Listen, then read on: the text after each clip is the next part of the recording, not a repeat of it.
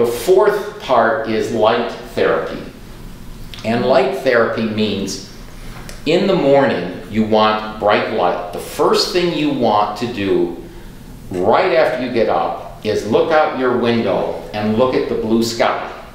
You want these photons coming into your eye.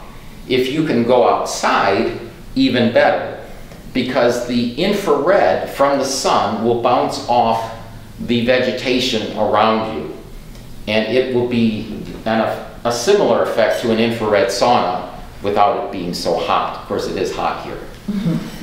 But you want the light. You also want the UV light. And depending on your skin type, you either need 5 minutes of UV exposure or 20. If you're very fair-skinned, you only want 5 minutes. And if you're darker skinned, you may need 20 minutes. But that UV light will convert to vitamin D3. Do any of you know the molecule that gets converted? I mean, it's not magic. Something had to get converted, right? It's cholesterol. It's a big secret because you're not supposed to know that.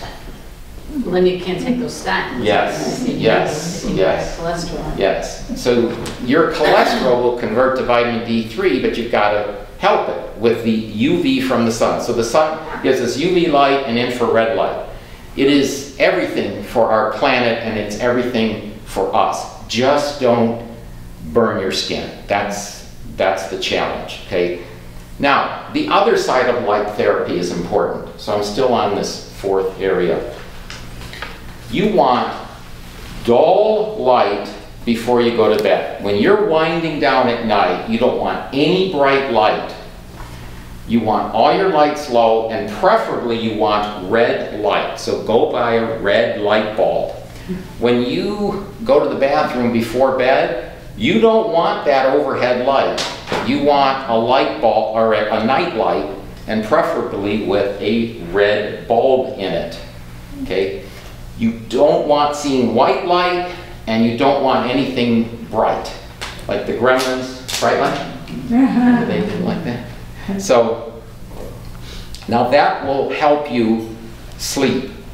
In the morning, when you have that bright sun, that told your body to make melatonin that night. So that's how that works.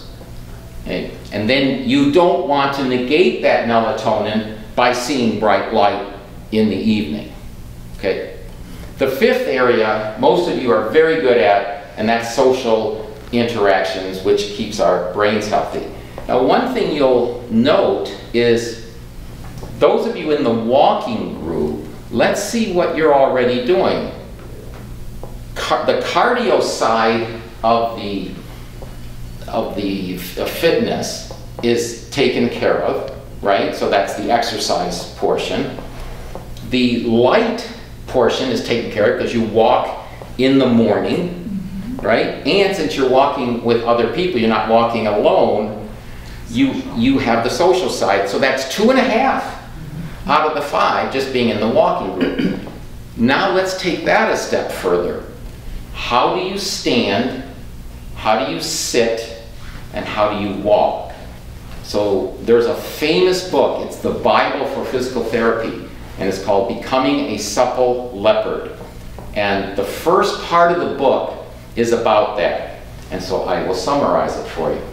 When you stand, you want your feet parallel. Okay, so that's important. You want to tuck your hip, and you want your shoulders back, out, and down, right? You want your neck back. So that's what you have to get used to, okay? You will see people with their neck forward, and that's because they didn't do this. But you can do it, and so can they. You can move that back. So that's vitally important. The walking. What I recommend you do in your walking group is tell each other when their feet are not tracking. So if somebody is walking this way, you say, well, what's wrong with that? Slave. My feet are out. Okay? Now I didn't do it this way so you could see, but that is going to result in hip problems, back problems, 100% of the time. The tight hip forces you, for most people it's the left side, forces that one to go out. Okay? And if you tell each other that they're doing it, they can correct it. It takes about 2 to 4 weeks of walking correctly, and you always have someone telling you, your feet aren't parallel. And they'll probably get mad at you, but they'll fix it because it's of vital importance to walk correctly. If you walk incorrectly for miles and miles and miles, day after day after day, what do you think that's going to do for your physical structure? It's horribly bad, and it's going to be hard to repair. So start walking correctly and help each other with that. Okay, the next thing is how to sit correctly. We're all correct. So when you sit, you want to start with your feet parallel, just like the way you stand and just like the way you walk. Now right now my shoulders are over my hips, are over my feet, correct? Yes. So how am I going to sit and maintain that? Pillows? My butt has to go back. Okay? Now I hope this doesn't run up, fall back up. So I'm doing a squat. Okay, then sit back. So you don't sit this way.